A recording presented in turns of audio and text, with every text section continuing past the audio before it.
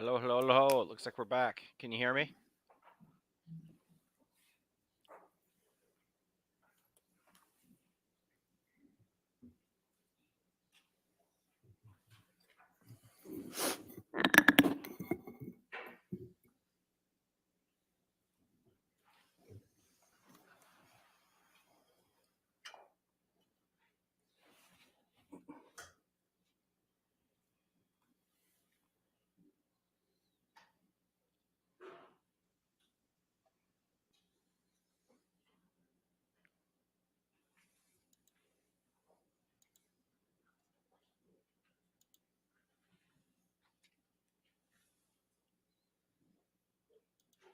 All right.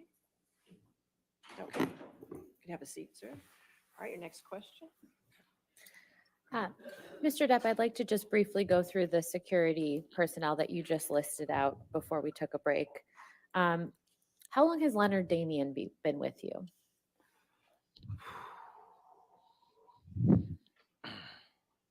My my kids are now 20, 23. Leonard Damien's been with me, I believe, roughly the same time as Mr. Bat, somewhere in the neighborhood of 16, 17 years.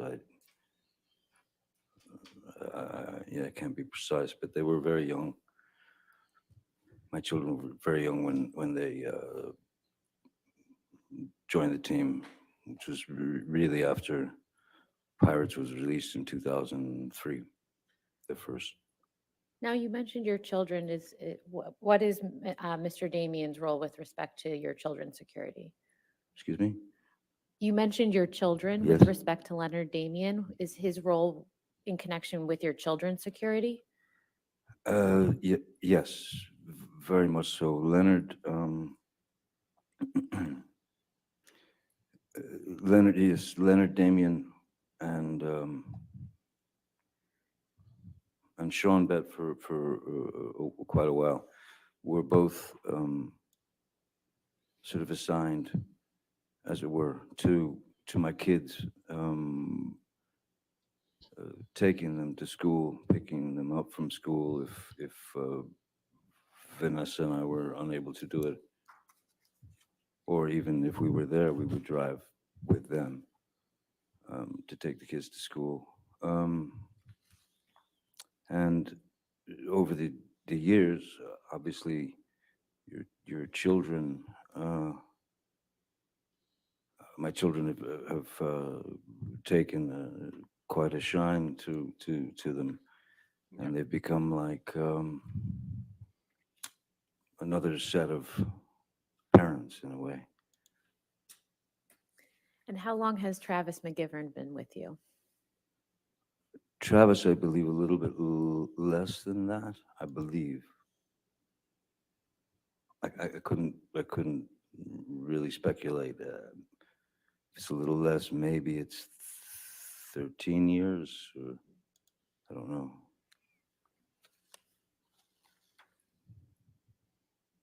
Now, you mentioned that you had to bring on additional security after Pirates of the Caribbean.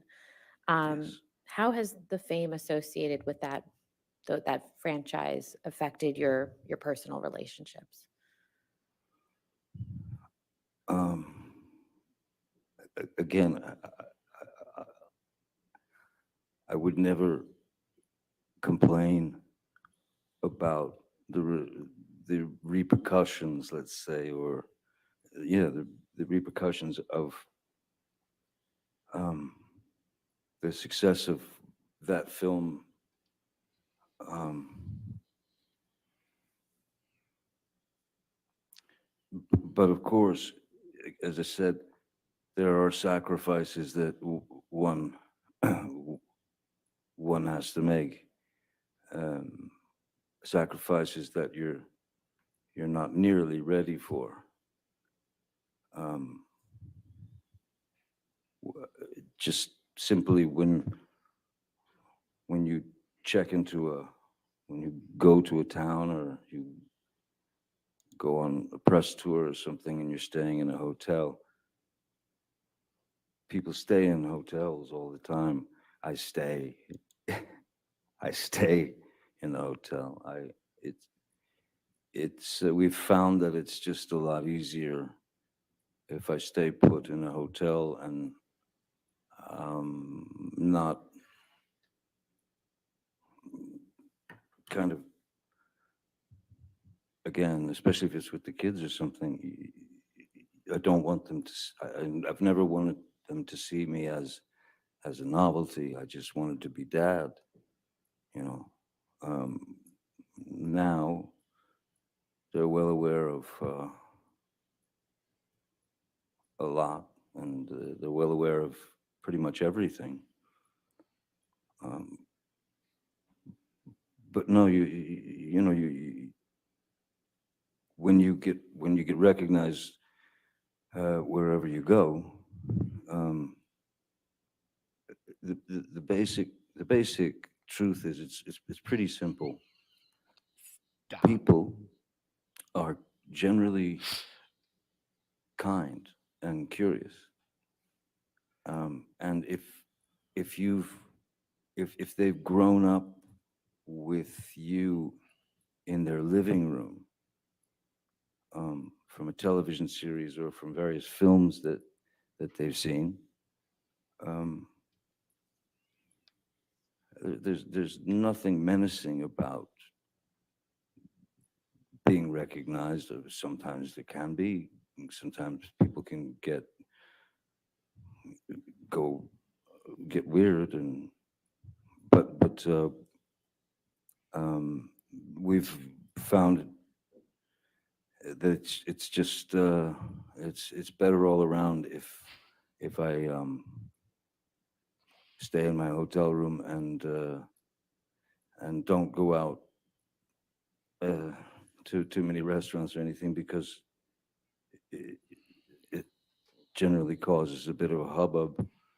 If you go to a restaurant, someone calls the paparazzi, and you go in for a meal, and you come out, and there's 30 guys out there. It can be a little overwhelming. It's not something. I think I said it before. It's not something that it's not something that I've ever gotten used to, and it's something that I hope I never get used to. Because I don't think of myself in those terms. I used to be, um, I used to be Johnny, if that makes sense. I used to be Johnny, and then my name, full name, which I honestly find still, it's difficult. It's uncomfortable to say my own name, because when I say it, I hear the commodity, I hear the product. So I I went from Johnny to Johnny Depp, and then that name, um, with that name, Johnny Depp, and some image was cultivated. Certainly not by me, but the media, especially in those days, they must label you. They have to give you a label. And labels are one of the things that I've fought vigorously with regard to my work. I never wanted to be the poster boy. I never wanted to be the. I don't have, I'm not built with that kind of hubris. I don't have that kind of confidence. I can do virtually anything playing a character. I can become the character in my work, and that character may be able to spit out 100 words a minute, but me myself, Johnny, I cannot. So therein lies the difference, you know. Mr. Depp, other than acting, what other artistic pursuits do you have that may be a little less known to the general public? Well, I've remained a musician. I've been a musician. I started playing the guitar when I was 12 years old, and that saved my life because I locked myself in my bedroom at the age of 12, uh, listening to records, moving the needle back, and then learning that piece, and then learning it again. So much so I mean that I don't remember. I have no memory of going through puberty. I was just playing the guitar. I was obsessed with my guitar. What? Any other artistic pursuits? Um,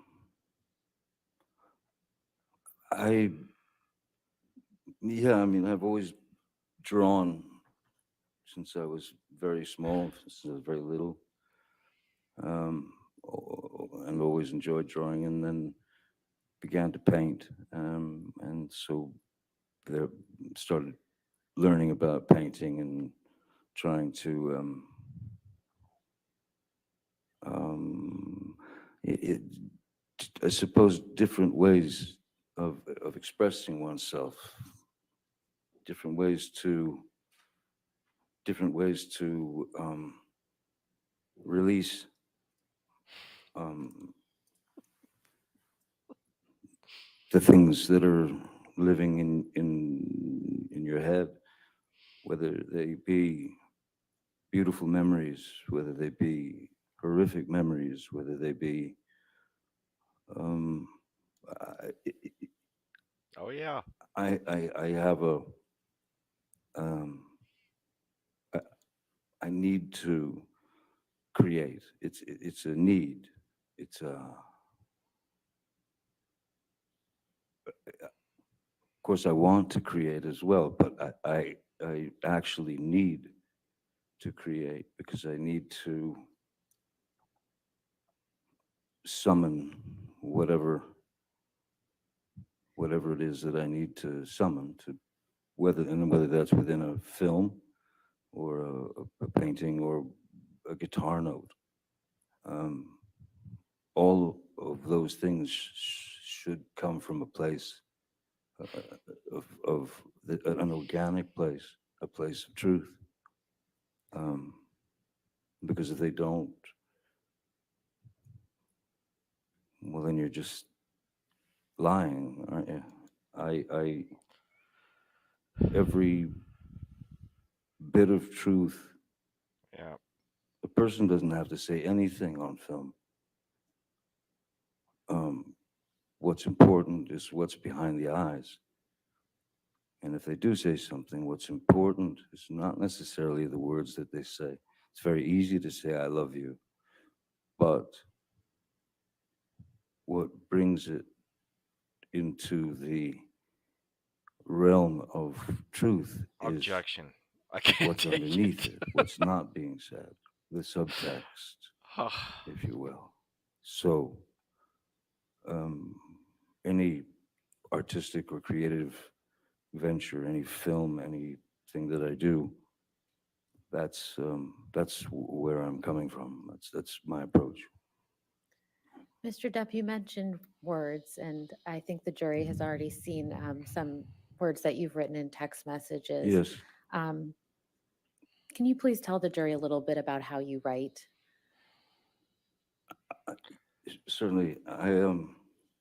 When I was young, when I was about 12 years old, my elder brother, um, Danny, um, walked into my room and ripped the Peter Frampton record off my record player, threw it across the room, and said, "You got to stop listening to this stuff." And he put this record on,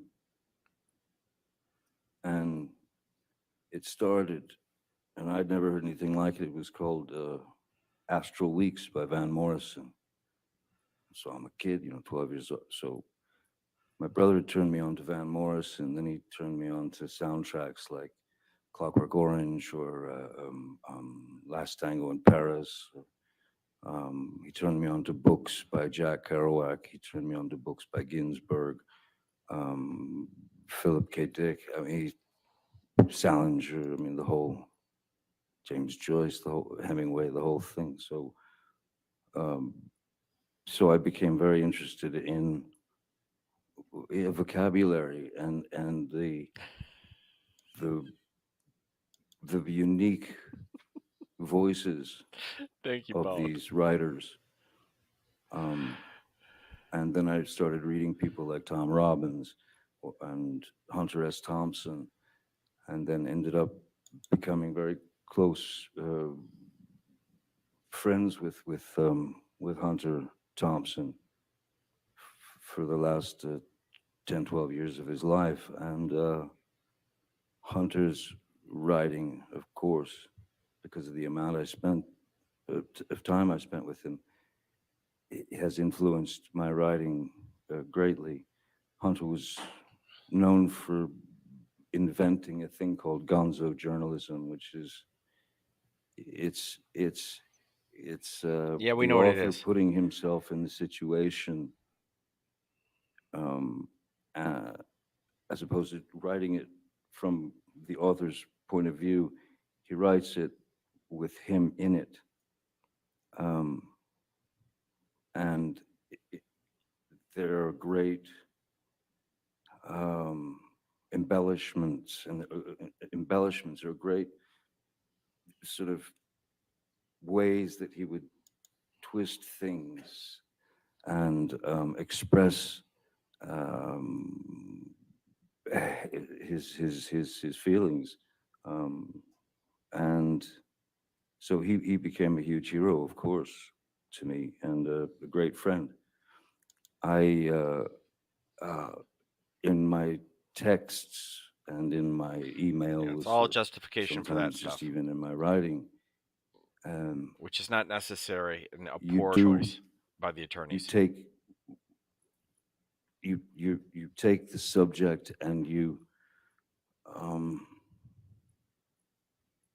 try to express it in your own vernacular, and in that, Yeah, Johnny, we get it. We all text dirty, okay, for buddy? example, with the text messages, Let's move along. that I apologize that everyone's had to experience. I am ashamed of some of the references made. I'm embarrassed that at the time, the heat of the moment, the heat of the pain that I was feeling, went to dark places. There is no, Yes, that's what it is. if you're writing, there is no set place that you have to stay in. You can travel. Oh, now And we're traveling. sometimes Beautiful. I knew we'd get there eventually. pain has to be dealt with humor, and sometimes dark, very dark humor. I grew up watching Monty Python, so yes, it can tend to get into dark humor. It can tend to get Oh, Lord. words are used that for emphasis, and words are used to losing me. express what you're feeling at the time. And it's sort of his And, attorney's fault. It's just like growing up. You learn from those mistakes, you learn from those things, and Stop it. You swear in text. you move forward. Everybody does. You know, and that's how you start to understand your own vernacular and what's important. You know, what's necessary and what's not necessary. I tend to be quite expressive in my writing, and after after the uh, after the unfortunate um, words of misheard um, um, made their way into my heart and my head. Those are two very opposing things. So Oh. you're trying to you're trying to find the best way to express something to a friend. Sometimes you're exaggerating, you know, something that you've done, um, um, just to make it sound, just to make him understand that, you know, I'm on planet question mark here. I don't know what's going on, but I know I'm in this situation, and I know that it cannot continue. I'm on planet question mark. We all are now, Mr. Depp, Johnny. the jury's heard quite a bit from Ms. Heard's side about your drug and alcohol use, but I'm sure they'd like to hear from you. So could you please just tell them Yes. about your history of substance use? Certainly. Um, Again, this goes back to when I was a young boy. Excuse me. At about the age of, I don't know, 4 or 5 years old, I can remember vividly my mom telling me to go get her nerve pills, you know, out of her purse that was hanging on the back of the door. So I'd go get the nerve pills, and I'd bring her the nerve pill. She'd take it, and you know, after a few years, you start to notice. Well, you start to think about nerve pills, nerve pills. And then she seemed to calm down after she took those nerve pills. So when I was 11 years old, um, I wanted to calm down, and I didn't know how to. So I'd bring my mom her nerve pill. I would walk away, and I would take one myself um, to escape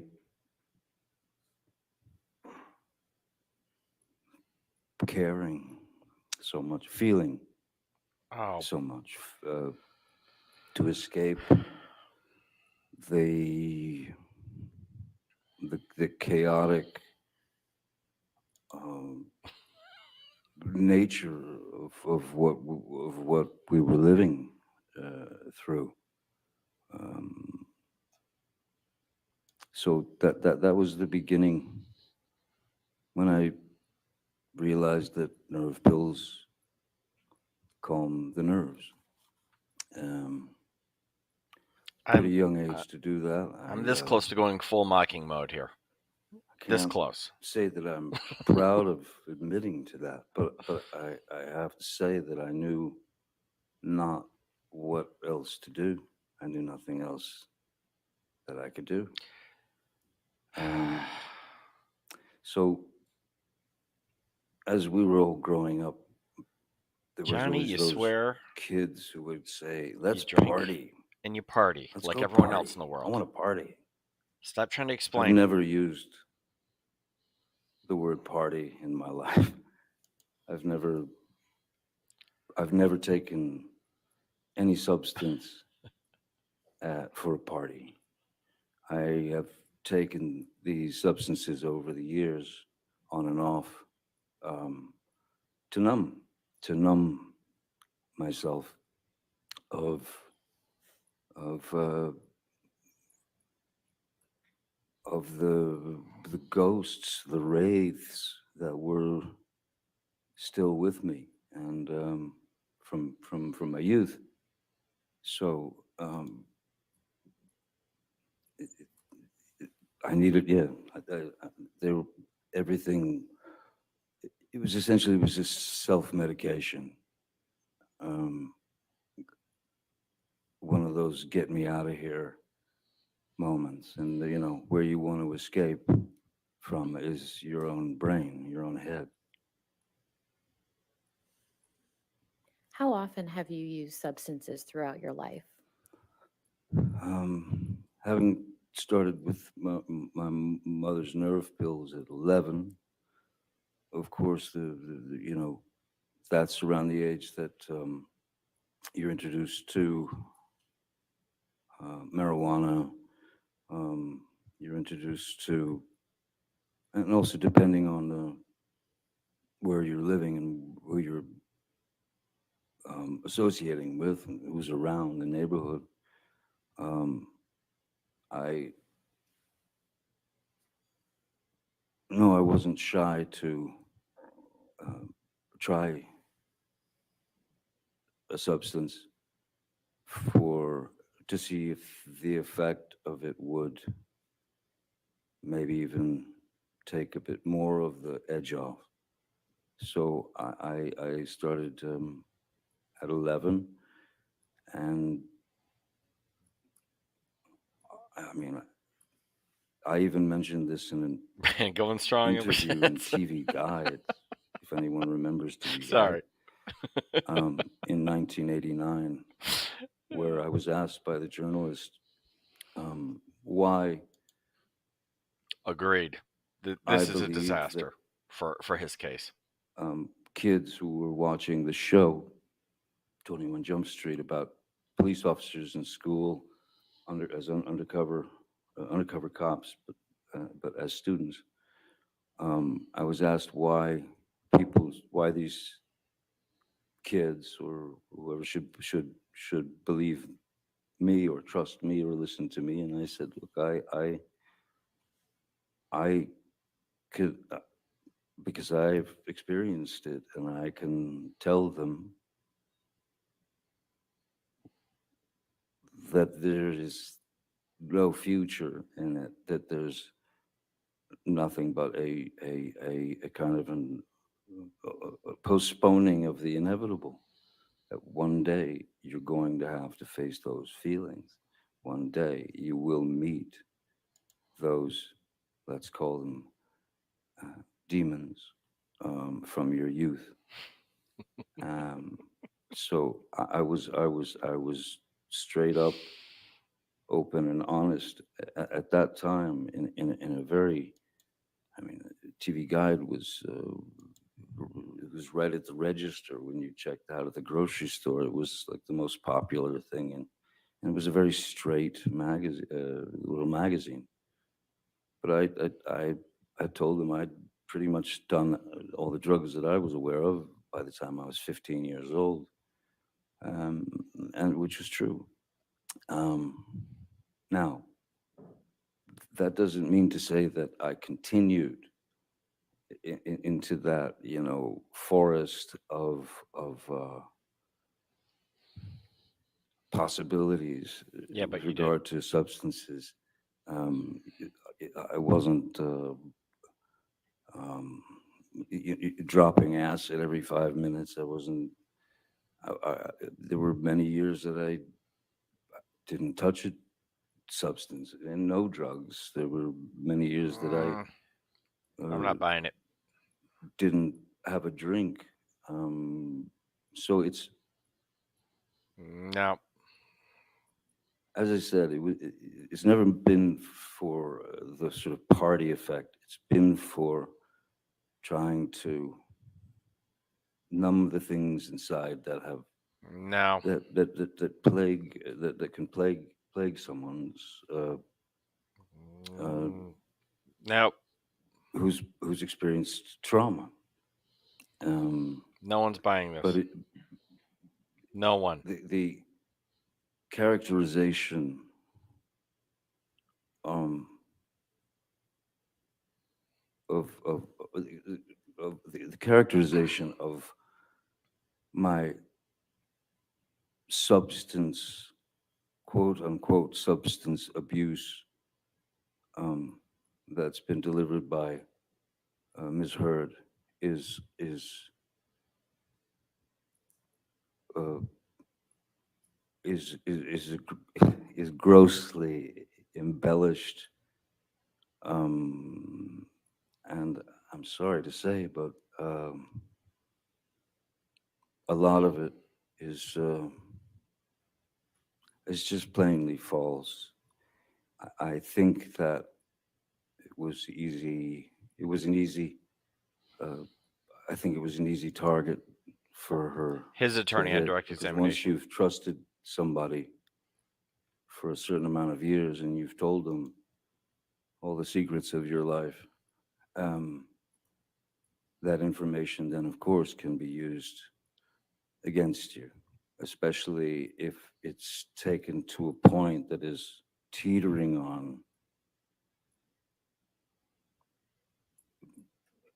impossible, and teeters over impossible, in fact, at times.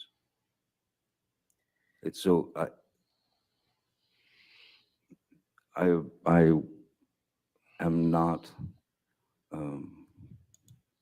some I don't know. maniac who needs to be high or loaded all the time. In fact,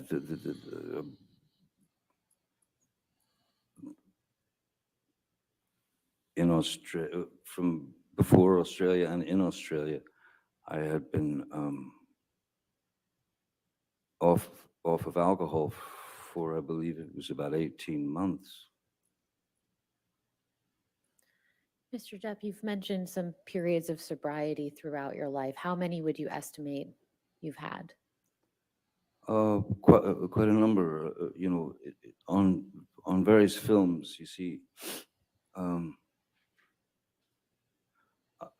I suppose, I guess maybe by example, if anyone's, well, if you're familiar with Hunter Thompson's book Fear and Loathing in Las Vegas, which I was lucky enough to make into a film and with Terry Gilliam. The film calls for myself and my attorney to be absolutely blotto out of our heads constantly throughout the film. And most people just assume that, well, they just got wasted and they filmed them. There would have been no way you couldn't act that. You couldn't make that film with two actors who were loaded. There would be no way. And then to the other extreme, Donnie Brasco, a film that I made about an FBI agent. I had to go into a training regime where I had to eat 5 meals a day, drink 5 shakes a day, these protein shakes per day, work out 3 to 4 hours a day because I had to gain 20 to 30 pounds of muscle. There was certainly no abuse of substances then. There's been no abuse of substances on film sets. There have been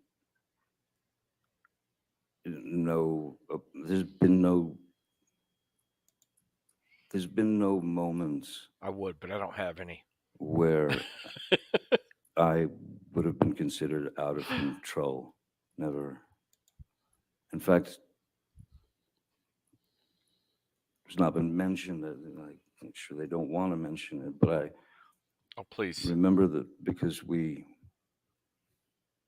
I was with Ms. Heard and her friends, and we were all drinking wine, Yes. and I smoking marijuana. Um, they used to tease me because of what they sort of said was a ludicrous tolerance because I never appeared loaded or high or Oh, any of Lord. that. Well, half my chat thinks you're high right now. Even I don't know what to even if tell I you. felt a little spinny, I know no one would have ever known.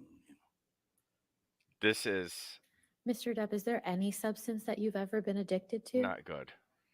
Yes. And what is that? Love.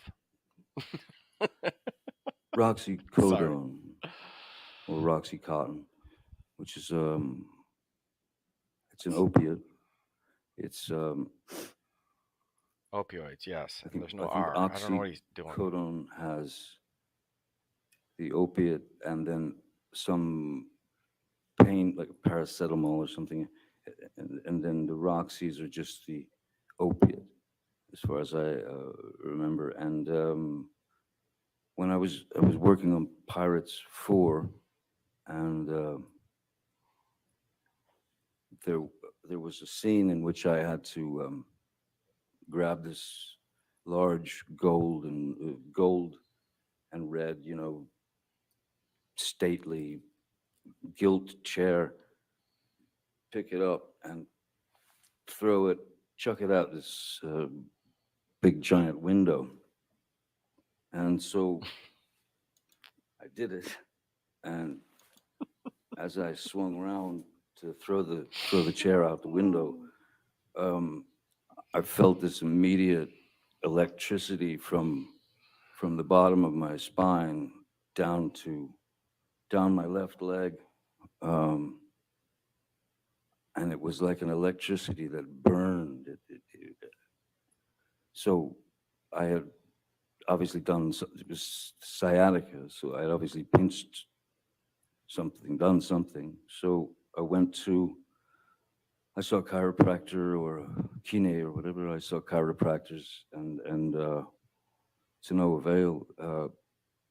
Then I saw a doctor and the only pain medication that she recommended and prescribed to me was Roxycodone. And there was a part of me that was a little bit worried, just in the sense that I know I've witnessed Do I have to get friends, this out?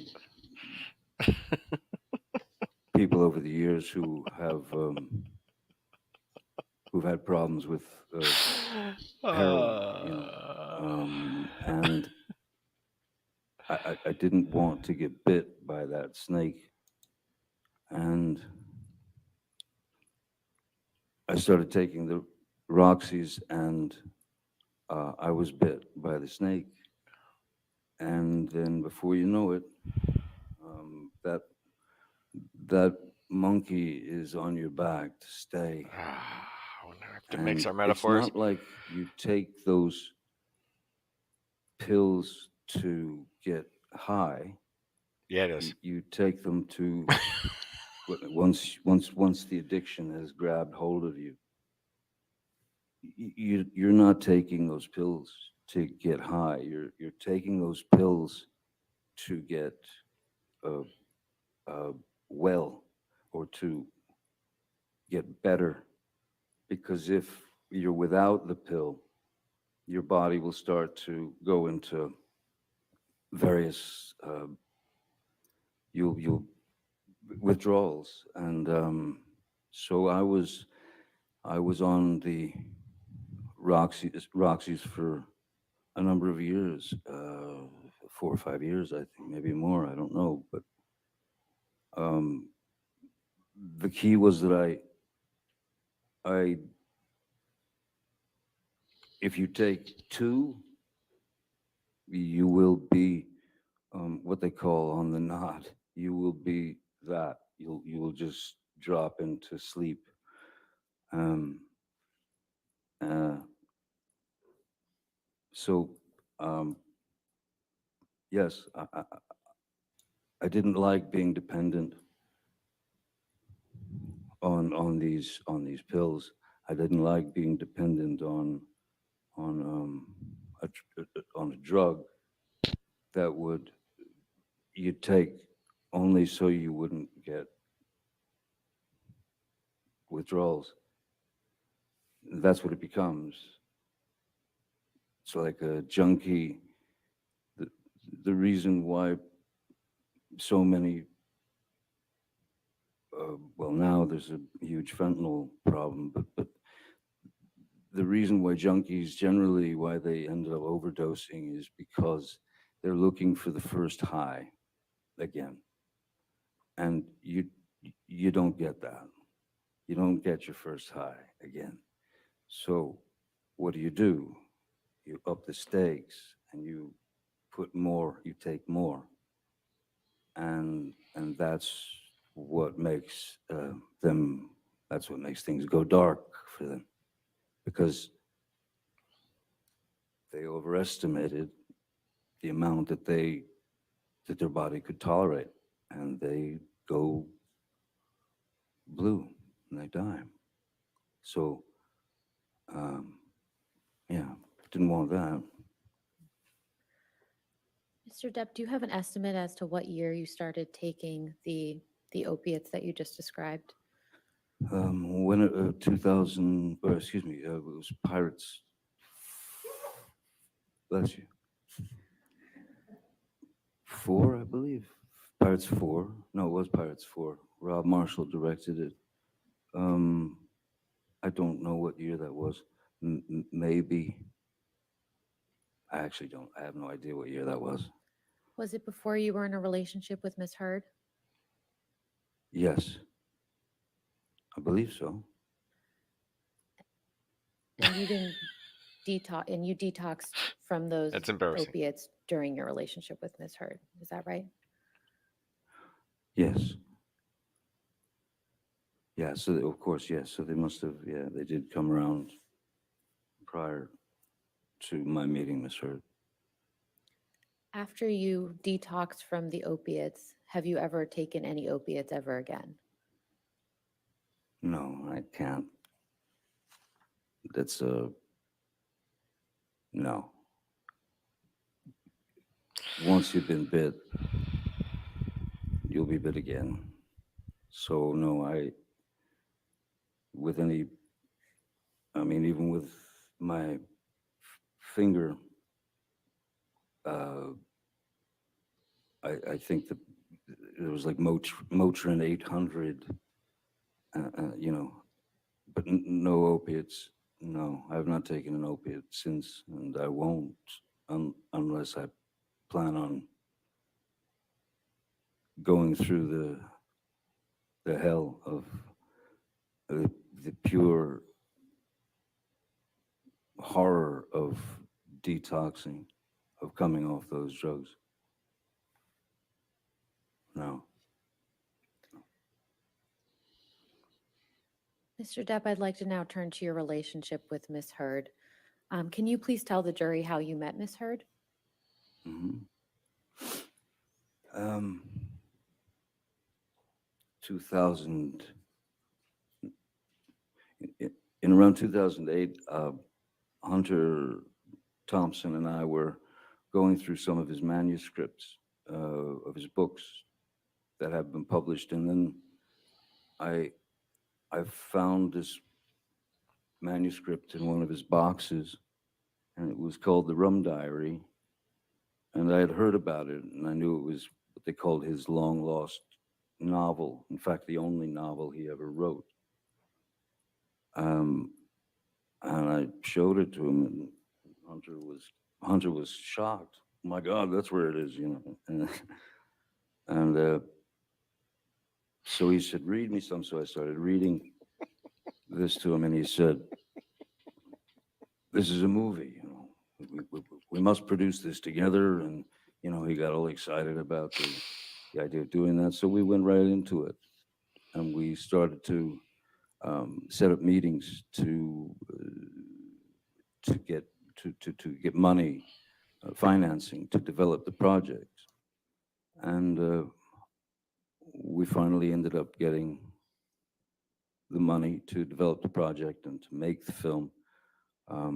Hunter, um, uh, from his own um, dilemmas in his life, um, uh, committed suicide, and but I, having had long talks with him, I knew every angle of the book, but I knew every angle of the film that he wanted, which was going to be a bit different than the book.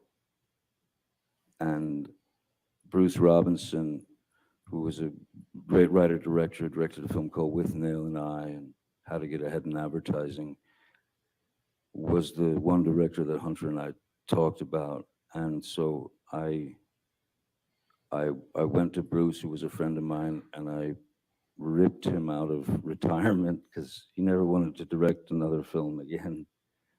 I pulled him out of retirement after 27 years, and he agreed to write the screenplay and direct the film.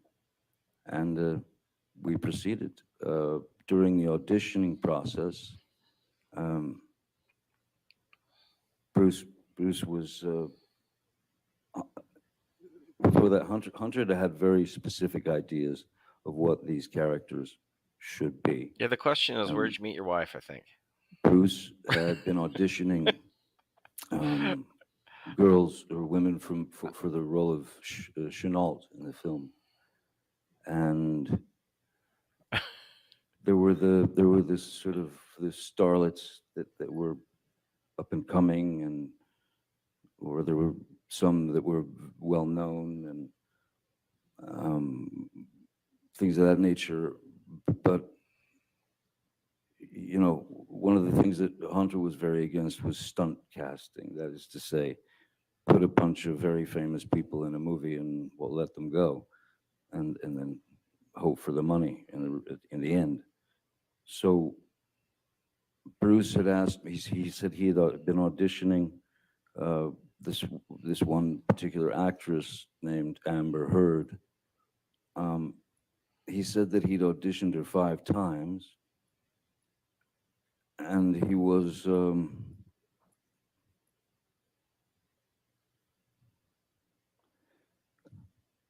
wasn't sure about her capabilities as an actress with regard to the film and the character and taking direction and that sort of thing. So he asked me if I would read with her for the film, and I had already met a number of actresses and things. And so what I said to Mr. Robinson is, I said, Bruce, I don't. If you've auditioned her 5 times, you've seen the best and the worst, I suppose. So me putting her, this girl, in an uncomfortable situation, you know, saying, "Hey, all right, let's read this," I think it's a far better idea that we just meet so that I can see how she behaves, see how she reacts, because that's really all it is: reaction, behavior, and you don't have to push anything else, you know. So they made an appointment. She came to my office. I took one look at her and I thought, yeah, that's that's that's the Chenault that Hunter wants. That's the one. I thought, yeah, she could definitely kill me. That's uh, that's what Hunter wants. And so we spoke, and she was sweet as pie, pleasant, again, intelligent, literate, very good taste. Uh, um, and I felt like if she, what I felt and what I told Bruce was, look, when you put someone in a situation that they're obviously going to feel under pressure, um, it's not the best way to really know what they're capable of. And made suggestions such as, and which I ended up making to Ms. Heard. I made suggestions of films that might give her uh, some insight into what we were looking for in terms of the film, which is to say, I gave her films like To Have and Have Not, and things of that nature, because I wanted to. There was something very important that I felt she needed to know about stillness, as opposed to, you know, going broad or taking acting a little too much. So I felt like I could be a bit of a traffic cop in that sense, so that because if we could connect, then it could work as long as there was truth in her eyes, and as long as there was truth coming out of her dialogue, then it's all in the editing. So I felt that I could help her with that idea of stillness, and that's when I first met Miss Heard. How would you describe your interactions Oh, with Miss Lord. Heard when you worked together on the Rum Diary? Um, Initially, well, yeah, no, mostly very few interactions. Um, I remember there was a time I wasn't working that day, but I was producing, one of the producers of the film, and it was a scene from the book that that was it was a it was a scene where Ms. Heard's character was in a nightclub and were amongst the locals, and she's very drunk and everybody's very drunk, and she ends up dancing with a few of the local, like one of the local guys and stuff, and then the other local guys start to sort of close in on her. In the book and in the screenplay as it was written, there was she there was a requirement for nudity, um, for the part, and I was on set the day that they were shooting that, and as I was watching the crowd coming in on her, I realized, you know what? Because I would check on Ms. Heard and say, "Are you all right? Are you sure you're okay?" Because this is, she was like, "No, no, I'm fine, fine, fine." But I realized that with the crowd surging in towards her, that we wouldn't have to do the nudity, because if she took her shirt off and she had a red bra on, and a skirt, then if she had a red bra in her hand, when the crowd surged in on her, all she had to do was lift the red bra up out of the crowd, and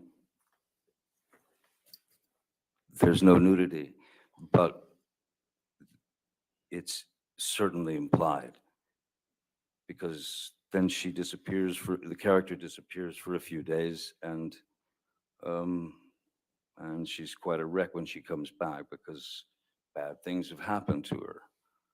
So I remember telling Ms. Hurd, "Hey, you don't have to take your clothes off. You don't have to take your top off. You don't have to. Yes, Everything's cool." it's too dramatic. And she was appreciative. Um, and but other than that, we didn't really um, have much interaction until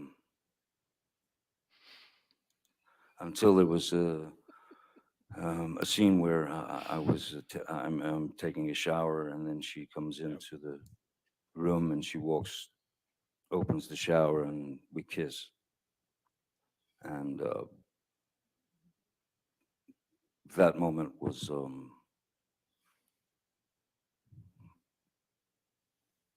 it was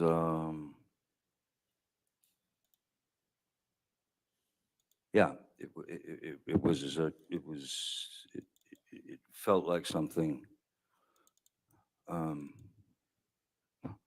it felt like something that I shouldn't be feeling, because she had her wife and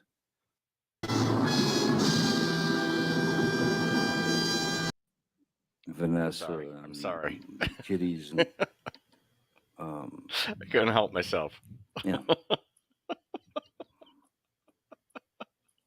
When would you say your romantic relationship with Miss Hurd actually began, if not in that moment? Well, I think there was something in the kiss in the shower that was very real. Um, I'm sorry. so that day after work, Miss Hood had come to my trailer, and I was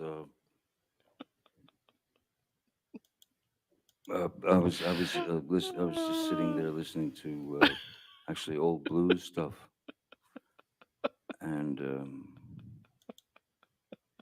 we had a glass of wine, um,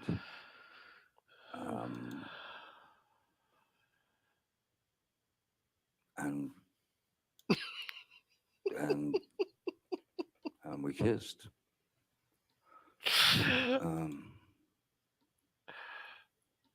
and at that point, my trailer was the only trailer in the parking lot. Um, she had a mind to stay in the trailer there for a while with me, and I didn't think that was a very good idea on any level, especially since there were about 9 Teamsters waiting to move the trailer.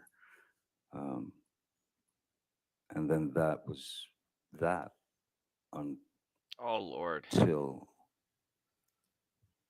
to, until whenever we did the first day of the press junket for the Rum Diary in Los Angeles 2 years later, and she had broken up, I believe, with her wife, and my for lack of a well, my wife, we weren't married, but she was, of course, my wife, Vanessa. Um, we had some not so great situations, you know. She wanted, she was stuck in America. She wanted to go back to France. She wanted to have her life back. She's a well-known singer there.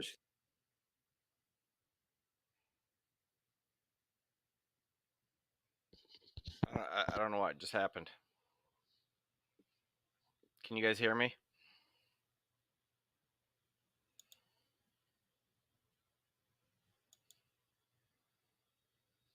I don't know why that's. And Oh, that's we're back. not long out. Yeah, right around then is when Miss Heard and I started to see each other here and there occasionally. Between the end of the filming of the Rum Diary and the press junket, did you and Miss Heard communicate at any time in between? Mm,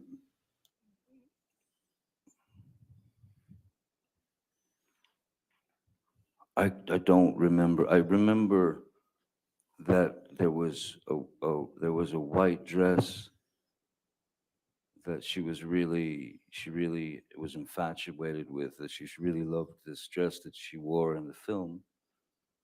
And so I went to Colleen Atwood, the costume designer, and to Bruce, and I said, "Do you think we can snag this white dress and send it to Amber, after she'd wrapped, because she loved the thing."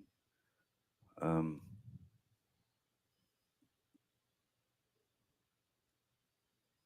I remember talking to her, I think, then, but briefly.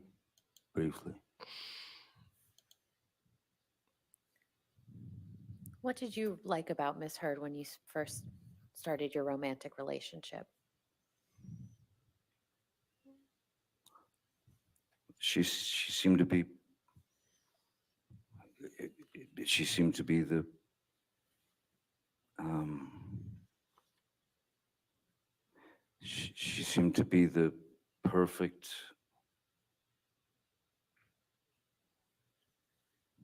uh, partner, in a sense, in my head and for me, because she, as I said, she seemed to be very knowledgeable about old obscure blues music that I listened to Oh, and really please. liked. She This is hard. was literate. She was uh, sweet, funny, nice, all those things, and she was, and from the beginning of our relationship at that time, for a good year and a half, um, she was wonderful, and then things just started to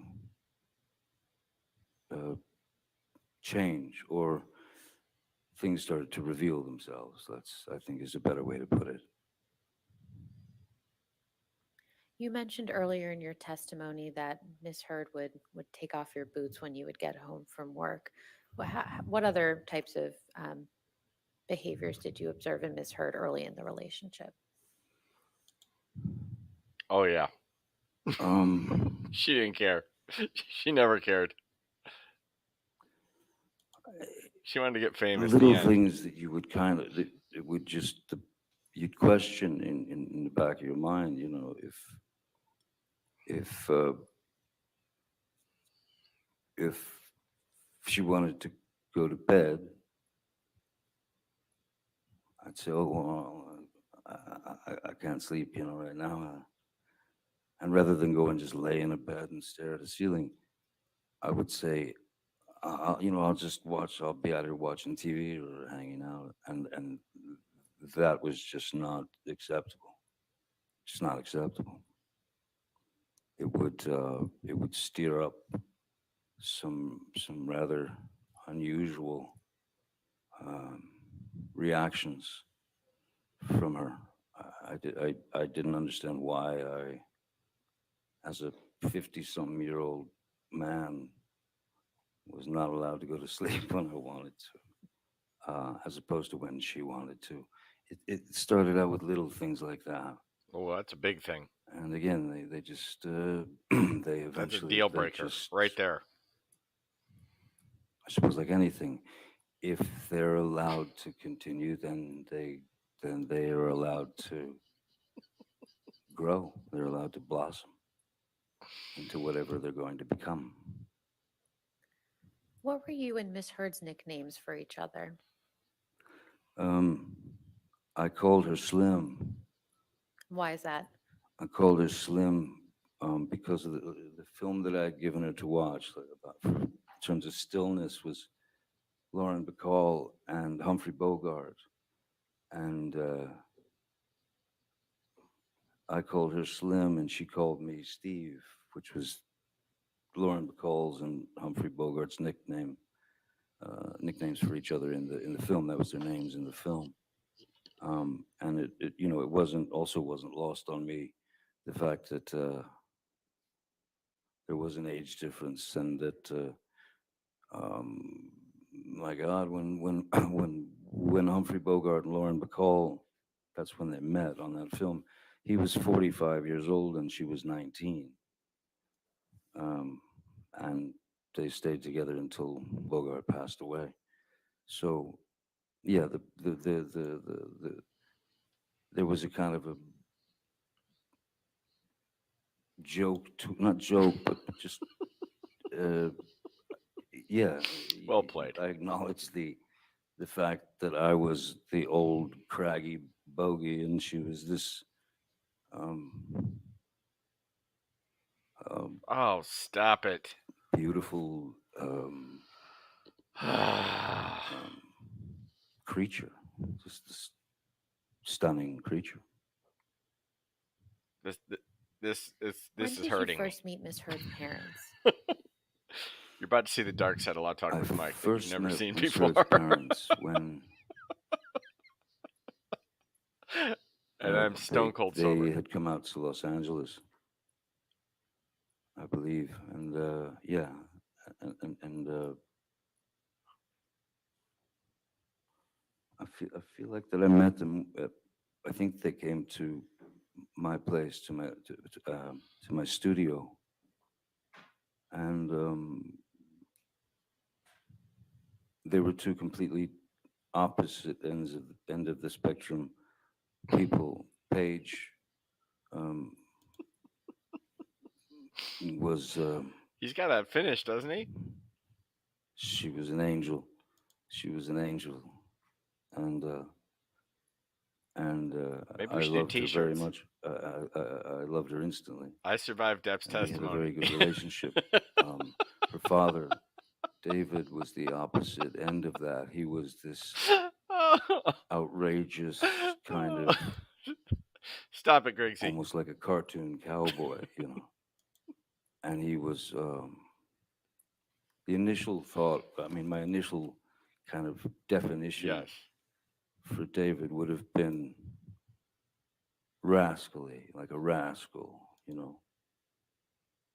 Um, but I I loved. I mean, I grew to love them both very much, as well as Maybe I'm not cut out her for it. sister Whitney, and yes, it felt like I had been welcomed into some sort of family. I had been accepted into this family, and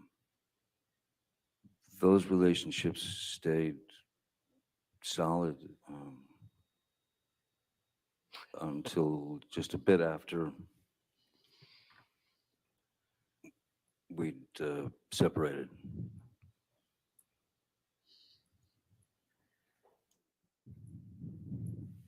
How often did you spend time with Miss Heard's parents during your relationship with Miss Heard? Quite a lot. Whether I used to have a boat, um, and we would take her parents, her family, and we'd go sail the boat and, you know, drop anchor at the island, and we would spend a week, 2 weeks, whatever, on the boat on the island. Also, they would come to Los Angeles quite a bit. We also would go to Austin here and there to see them, visit them. Every year we would on their anniversary. I had a friend of mine who had a restaurant in Austin, like a very good restaurant in Austin, and I'd call him up and basically basically set it up so that every year on their anniversary they could just go there and and they'd be taken care of and there would be no bill, so they could just celebrate. And I think one of the things we did was, yes, we would try to order them car so that they could drink. Um, no, I was very fond of them, very fond of them. Now, you mentioned Miss Heard's sister, Whitney. When did you first meet Whitney? I don't remember exactly when I met Whitney the first time,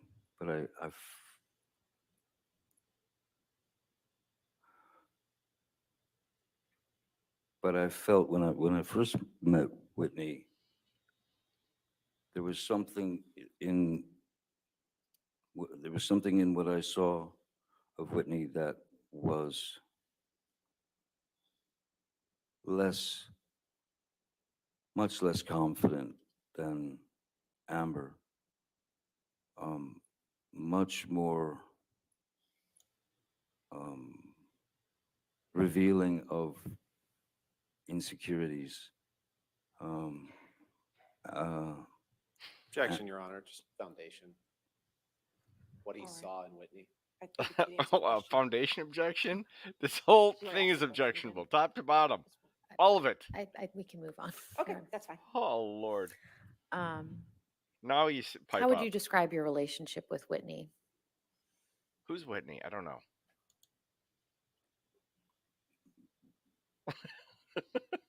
Great. I mean, fantastic. She was, I called her sis. I loved her, you know. I had always felt something, I'd always felt like Whitney had missed out on something. Same objection. All right. We can move on. Okay, thank you. Where was Whitney living when you and Miss Heard first started your relationship? She was living with her Ah, sister, okay. then boyfriend, Sean Krajewski. Did he hook up with her or something? I mean, there are things I need to know. Warn me in the chat. Was this in the same? Where was Miss Heard living when you first started your relationship? Miss Heard had informed me that she just moved to a new place on Orange Avenue, What city is that in? Los Angeles. Sorry, yeah. And was Whitney also living in Los Angeles? Whitney was living in Los Angeles, yes, with Sean Krajewski and yeah. So how often would you see Whitney when you and Miss Heard were in a relationship? Oh, a lot. Whitney would come over all the time with her boyfriend for dinners and such. Miss Heard always liked having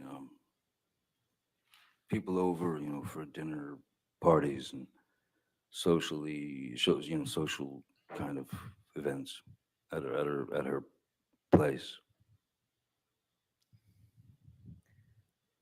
Have you ever done any drugs with Whitney? Yes, How often would you do that? with Whitney, Yes, with Whitney. maybe three times, maybe twice, three times. Oh, Lord. Did there come a time when Whitney moved into the penthouses that you owned at the Eastern Columbia building? Yes, And when was that? I don't remember exactly when it was, but I do remember that it was after uh, Rocky Pennington and yes, I believe Josh Drew was there already as well. Um, Whitney, I can't remember why she needed a place, but she needed a place, so we gave her penthouse 4 to live in. And how long did she live there for? Oh boy, on and off for, I suppose, a couple of years. And how much rent did you charge her? Uh, Nothing. Now, you said you did drugs a couple times with Whitney. What drugs were you doing with Whitney? Whitney and I had done a line or two of cocaine together.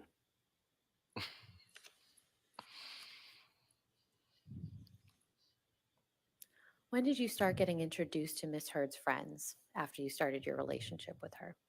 Almost immediately. Well, in fact, immediately, yeah. Immediately. I was introduced to the whole gang, you know. Rocky, Io, Brittany Eustace, Whitney, certainly. Mm, who else? That's all that comes to mind at the moment. No, you mentioned Rocky. Who is that specifically?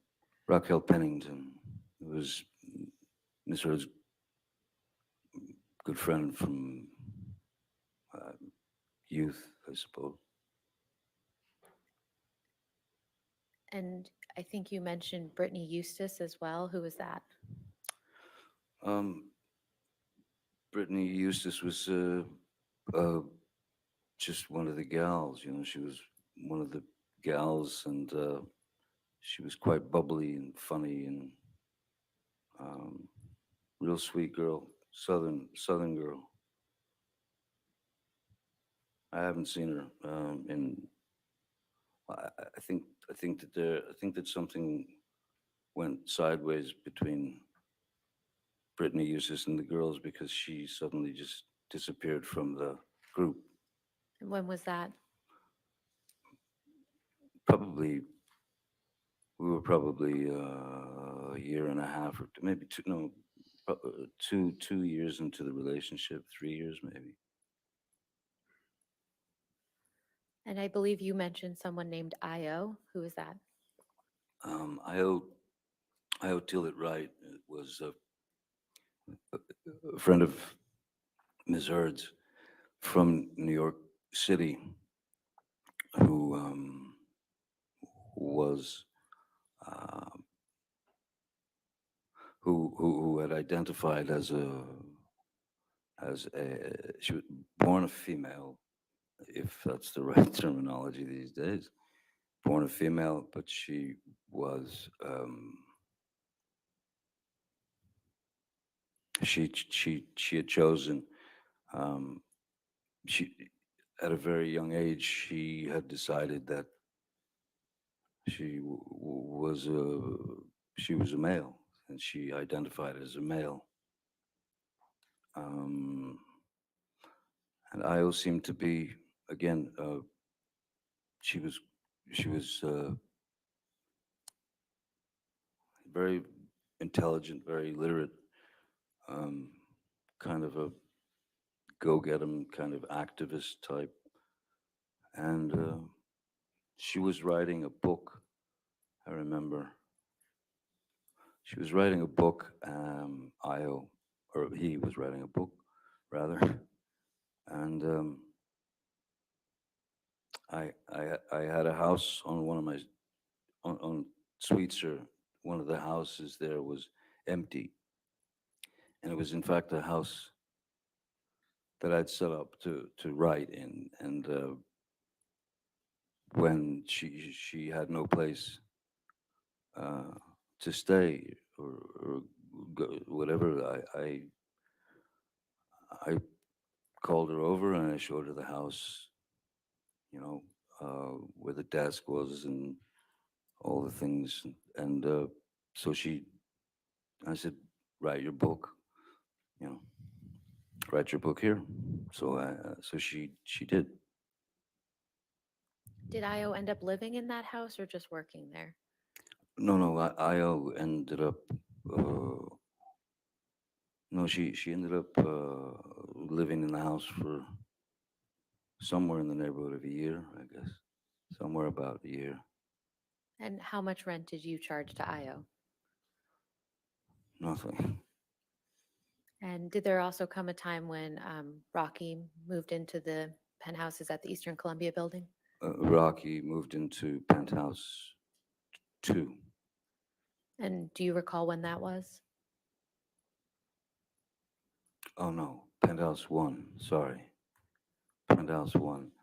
That was not long after Miss Heard and I started to begin to dress that place up as our residence. So it wasn't very long after that at all that Rocky came. I had already had my friend Isaac, who you've met, Isaac Baruch, painter. I had already Yeah, let's bring him back out. given him penthouse 2 to stay in and live in and paint in because he'd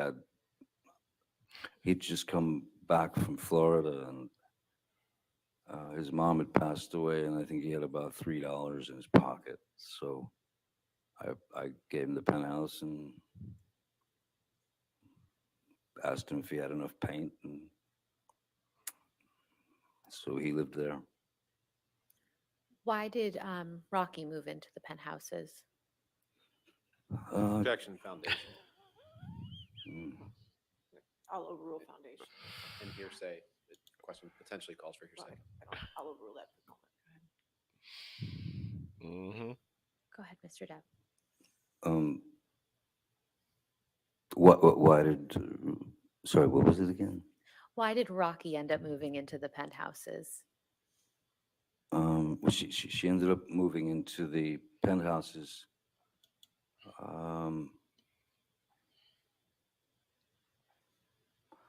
I don't recall. I believe it was something to do with just not having a place.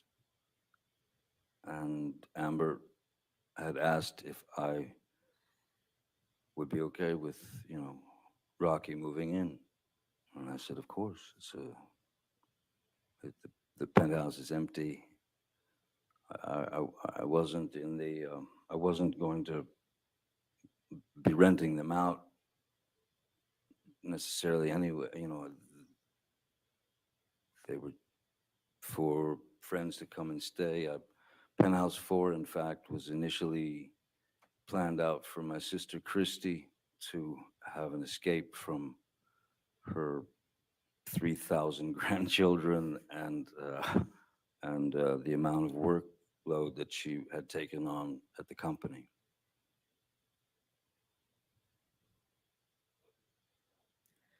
How long did Miss Pennington end up staying in the penthouses? Longer than I did. And how much rent did you charge to Miss Pennington? Nothing. Did anyone live with Miss Pennington in the penthouses? Yes, her fiance or boyfriend and fiance Josh Drew. And then at a certain point, I learned that there was another female living there who I wasn't sure who that was. I didn't know who that was. It was because it was there were 2 bedrooms, and so she had invited a friend to move in. But I met that person very briefly a while after they had already been living there. Are you at a good Yeah, breaking point? I think just wanna this is a make sure. good Okay, stopping point. That's fine. All right, ladies and gentlemen, it is 5 o'clock, so we'll go ahead and break for the evening. Again, do not discuss the case with anybody and don't do any outside research, okay? And we'll see you in the morning at 10 a.m. All right? Thank you. You're excused for the day. Thank you.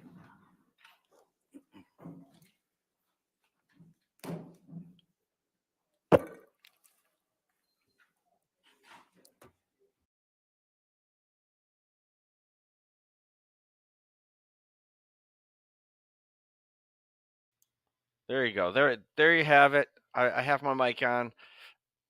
Can you hear me? I thought that was just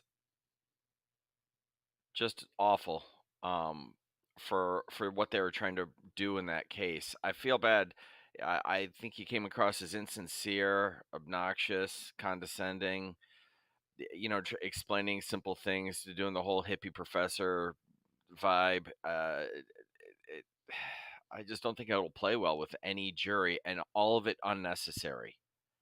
All of this getting too deep. You have to front some bad facts. So he has to talk about his drug use and lots of other stuff, but he gives insincere, clearly BS explanations for it. Hey, I got famous. I couldn't handle it, and I partied, and I shouldn't have. That's a real explanation that everybody would buy and go, yeah, fair enough. But this condescension, and I didn't do it to get high. I did it for to medicate my pain. Horrible, horrible. I met her, and she's so wonderful, and then it turned out, all these things. It's just a bunch of unforced errors, the way I see it tactically as an attorney. I feel compelled to get back. We are in a trial. I know, like someone said in there, it looks like he was on the therapist's couch or an AA meeting or something, but this actually was a trial. Um, I think they just were completely tone deaf, and I don't think they ruined the case because it doesn't go to the prime issues. It doesn't affect me in that I still think that Amber was overblowing his drug use to some extent, although I'm not sure because I don't believe him either. I definitely think that she is not the victim she portrays herself to be, and it doesn't do anything to hurt that. But despite the fact that the guy's kind of likable, a lot of this appeared fake and insincere. It just did. I don't know. Tell me in the comments or in the chat or whatever, if you see it differently. But it just it didn't play for me. It didn't.